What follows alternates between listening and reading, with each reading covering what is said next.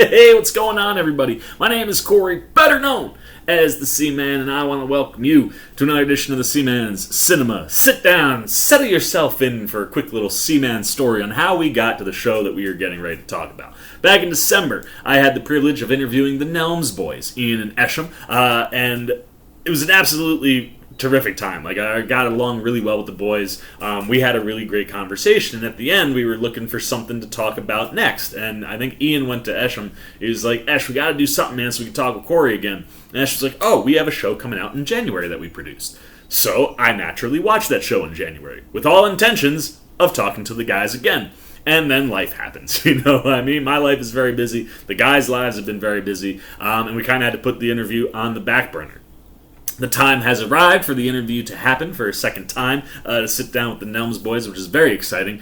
But it made me go back and rewatch the show, and with it fresh in my brain, I wanted to sit down and talk to you guys about it, because it was a show that I really dug, and there's some really cool elements about this show that I really haven't seen anywhere else before. What are we talking about? Why don't you pull up a chair, take a seat. We're getting ready to dive in spoiler-free into Season 1 of Everyone is Doing Great, and the cool thing about this show is this is a total indie television show, and this is, at least to my knowledge, kind of like the Wild West. We haven't really seen indie television work before, you know, where you go out, you raise all the funds yourself, you do the entire season yourself, and then go try to sell it somewhere to pick up. Just not something that we've really seen before. We've seen it with movies, sure, tons of indie films get made. You do a festival run, you hope somebody will pick it up, and if not, maybe you can release it yourself. Kevin Smith is wildly known for doing that type of stuff, as are the Nelms boys.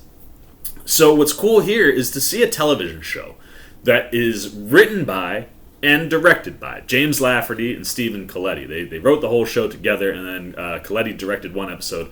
Lafferty, who's been directing for a little while and doing stuff behind the scenes, directed the other 7. And, you know, Lafferty has a very close relationship with the Nelms boys, which is how they landed the project. And they went out and crowdfunded and, you know, got all of the money and stuff themselves. This group of guys just got together and did everything themselves. And they made the season. They took it out, I think, they took it out twice, like a year apart, during festival circuit runs, and debuted like one episode, then I think they did a second episode, and eventually Hulu's like, hey, we'd like to pick up your show and air it on Hulu, which is where you can find Everyone is Doing Great. So that's the first cool thing about the show. Like, just to see an indie television show get picked up by a major network or streamer, like I said, it's not something that I personally have seen happen before. And with the streaming wars obviously gearing up, this seems to be a potentially, you know, new spot for creators to kind of thrive. You know, you've got lots of streamers that are looking to pick up content, and as we speak right now about an indie show getting picked up by Hulu, another indie show completely crowdfunded and completely done on their own called The Chosen, a show about Jesus, was crowdfunded for season 1, and then they delivered DVDs to the people who were involved in the crowdfunding. They did the same thing for season 2, which I believe is just starting to be released or is getting ready to come out, something like that. But all done by the creators themselves, and now Peacock has gone and swooped that one up. So it's like, we're at a time in the world where it's like, there's like people taking chances on indie creators in the world of television, which is super exciting. And the thing I love about this show is it's got an entourage vibe to it. Like, you're following 2 Hollywood stars living in Hollywood, trying to get work, you know, all of those types of things. The difference is these 2 guys were on a teenage television drama. This one it kind of feels like a blending of like that genre with like the Twilight series, because it's a vampire show, and it's not about it's about the vampires, not about like a vampire slayer, so it doesn't have a Buffy vibe. When you do get to see bits of the show throughout the course of this show, but you know, they were these teenage, you know, stars, and then they've kind of not been doing a lot of work, so you get that more real feel of Hollywood and less of the big, flashy, glitzy glamour stuff that like the top-notch actors get to live all the time. But some of your other actors out there live pretty regular lives, considering, you know, that they're trying to get work, and considering that both Colletti and Lafferty kind of had that experience in their own careers. It just felt like a very, very genuine show. Add to the genuineness of two real-life friends making a show. Well, how about James Lafferty's wife, Alexandra Park? She's in it, and one of her close best friends, Kariba Hine, both of them are from Australia. She's also in it. So your four main characters that you see here all know each other quite well. And that chemistry is inherent through the entire show and is one of the biggest positives. Like, the natural chemistry between them and the genuine nature to how they just portray themselves. Like, you could sit here and go, man, this might be like a semi-autobiography on Colletti and Lafferty. Now, from what I understand, that's not true. The boys don't quite party as hard as the boys in this show do.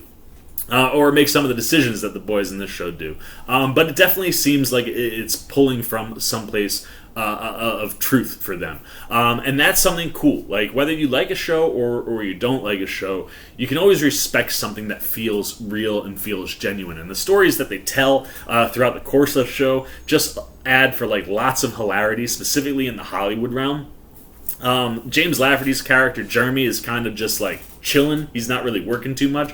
And Stephen Colletti's character, Seth, is trying to work more than he is. So we get to see Colletti go on, like, you know, some auditions, and we see some weird stuff go down that's absolutely hysterical. We see him get a gig, and what that gig is like for a former star that's not, like, too flashy, and it's basically like, hey, we need to make some money to pay the bills. And that stuff and how they play with that stuff is really funny, both from Seth's perspective and from Jeremy's perspective. I think that it's fun to watch Jeremy just kind of go through, and he's got his own personal stuff going on outside of acting through the show, so to kind of see their two stories synced up as they're kind of going on similar but totally different journeys is really fun. And one of the other things that I love that the boys do with the show is that at the beginning, Colletti has something not going well for him, and he's kind of leaning on, Lafferty's character for support.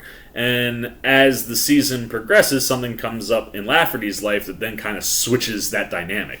And in the switching of dynamics, you go from, like, a friend situation where, like, hey, my buddy needs help, I'm going to help him out, to now as that kind of changes and the other guy needs some help, well, the guy who's now providing the help, Seth, he's not really in a place where he's completely set either. Like, he's still trying to get himself going. So that relationship goes from, like, a buddy helping a buddy to, like, all of a sudden, like, a father-son kind of relationship. And Colletti's character, who has to do a bunch of growing up and self-reflection, then kind of, like, puts that on Lafferty's character, where it's like, dude, like, I think you need to grow up a little bit. And, like, some of the things that he does early, not okay toward the back half. And that plays into the comedy really, really well. But the other thing that I love about the show is its drama. Both Seth and Jeremy have legitimate dramatic things going on in their lives, both as actors and as people. And as people in their relationships with these two women.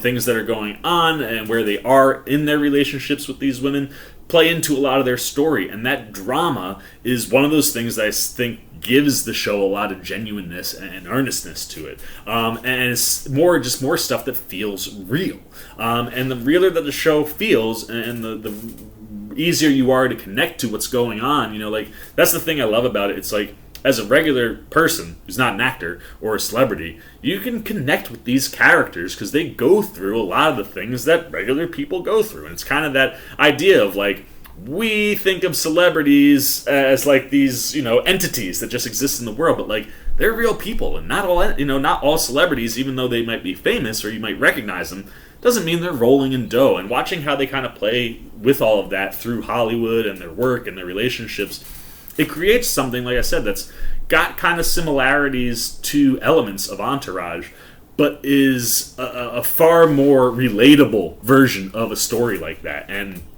I just love the relationships and the chemistry that the characters had. Like I said, Lafferty and Colletti, they've been friends for a long time, man. They started out on One Tree Hill together. Well, Lafferty was there, and then Colletti joined. Colletti obviously went on to do, I believe, The Hills after that. You got Alexandra Park and Kariba Hine, who I think are fantastic. They're so funny, but they also do bring some real drama to the show because of their relationship with the guys. But there are, like, elements that they play with, specifically in them being Australian, that are pee your pants funny, man. Like, there are just things or ways you might talk to somebody in Australia that when you do it in America might rub some people the wrong way. So seeing them kind of examine that and just things that are going on with their personal lives is just all really entertaining and easy to connect with and relate to, which is not something that I think happens a lot with when you look at people from Hollywood or celebrities. So I love all of that, and these four really do drive the show. Obviously, with Lafferty and Colletti in the front seat, the girls riding in the passenger seats. But they all bring a lot, and they do some really good stuff. The rest of the cast, as people pop in and out, whether it's agents or potential directors or different co-actors or things of that nature, everyone that pops in has fun. Even the Nelms boys who produce here, not writing or directing, you do see them, if you're familiar with them, pop up in the background. And from the Nelms brothers' perspective, while they're not directing here, this is a pair of guys that were on set. They know James quite well, so they're obviously helping. They're giving their suggestions, and you can tell, both from working with them in actual movies and I'm sure working with them on set, there are elements of the Nelms brothers that seep into this. Specifically for me, if you go back to their early work, a lot of the soundtrack choicing and concepts that they have with movies that had Lafferty in it has a similar vibe to the soundtrack choices here, and I love the soundtrack. The soundtrack's got these really catchy little ditties to them that pop. There's one or two that pop in quite frequently throughout, and then obviously just other songs that they're playing with. But the usage of that stuff is wonderful, and like I said, kind of had a Nelms vibe to it. And just some of the other stuff, you can definitely tell that the boys were involved, and it's kind of cool to see a pair of creators, working with a guy that's been an actor for them and like an employee for them, so to speak, who's now also a creator, and seeing that kind of merge here, I just think set up a show that's easy to relate to in a world that shouldn't be easy to relate to, and it's really flat out funny, even though it'll hit you with some of the emotional beats. Like, the show is really funny, and there's a lot of improv, I think, that goes into the show. Like, you can just tell that some of the way these guys play off each other, it might not all be completely scripted, but you have a stellar, like I said, 2 arcs for the main characters are fantastic. And when they are just playing off each other, that's where the chemistry, specifically between these 4, and that history that they have outside of the show with each other, really plays in and adds that extra layer of authenticity to the show. And at the end of the day, I really, really, really enjoyed Everyone is Doing Great. I think there's lots of room for improvement. This isn't a perfect show, but I think most of the episodes are engaging. They're going to make you laugh, and like I said, you got relatable drama that is just something that's kind of rare when you're talking about this type of story. So, for the C-Man, if we bring up the C-Maniac meter, and like I said, this is a show that I think Colletti and Lafferty do an excellent job, both in front of and behind the camera. I think the cast is really strong, and I love the fact that this story is relatable, and there's a real genuineness and honestness to the story that's being told. While it might not be autobiographical, it certainly feels like real situations, and I really, really appreciated that. That being said, the show is not perfect. I think there's room for improvement. While I might not have like 1 or 2 specific things to be like, well, that was not great or that was not great, I think when you just watch the show, you can tell they could definitely get better. So because of that, I think there's room for improvement, specifically if they do pull off a season 2, which, from my understanding, I think the guys are working on a season 2, and if Hulu picks it up, awesome. If not, they'll just do what they did last time, which is one of these kind of cool things about indie television. So for me, I'm going a rock solid 3.5 out of 5 C-Maniacs with Everyone is Doing Great. I just enjoyed this show, and like I said, I think there's room for improvement, so we won't go all the way up to a 4. We'll let the boys earn it if they get a second chance. But for this individual season, I really enjoyed it. I think hopefully you'll enjoy it, specifically if you like things like Entourage or just, comedies that can play with comedy and drama really well. So 3.5 C-Maniacs for the old C-Man. The question is, what are you thinking, man? Did you have a chance to check out Everyone is Doing Great? I know there is a large contingent of One Tree Hill fans out there, so like when I told my girlfriend I was watching this show, she was like, ooh, Stephen Colletti and James Lafferty? So if you're fans of those guys and that brought you to here, what'd you think, man? Specifically if you've been fans of the 2 guys. Like, how'd you think they did? What'd you think of them in front and behind the screen? What'd you think of the show? What worked? What didn't work? If you haven't checked it out and you're a fan of these guys, is that something that'll drive you to the show? Is me talking about something that'll make you check it out? Or is this just not your cup of tea? Anything you're thinking, man, good, bad, indifferent about Everyone is Doing Great goes down below in the comments section. As always, if you enjoyed this video, please give me a thumbs up. And if you're new, you want to come hang out with the C-Man anytime. We're talking TV, movies, trailer reactions. You want to be here for my interview, part 2 with the Nelms brothers, where we talk about Everyone is Doing Great at a much deeper and at a longer length. You want to be here for that. You haven't yet. You want to show a little love, support to the old C-Man. Well, jump over there, man. Hit that subscribe button. Come join C-Maniac Nation. Hit that little bell if you want those alerts. And until next time, for the C-Man's Cinema, sit down. I've been the C-Man. I'm signing off. Peace. Oh, hey, what's going on? You must be sticking around because you're looking for more content featuring this guy. Well, guess what? You're in the right place. You can check out more videos right here and right here. And if you haven't, you want to come join that C-Maniac Nation, you can hit that subscribe right over there.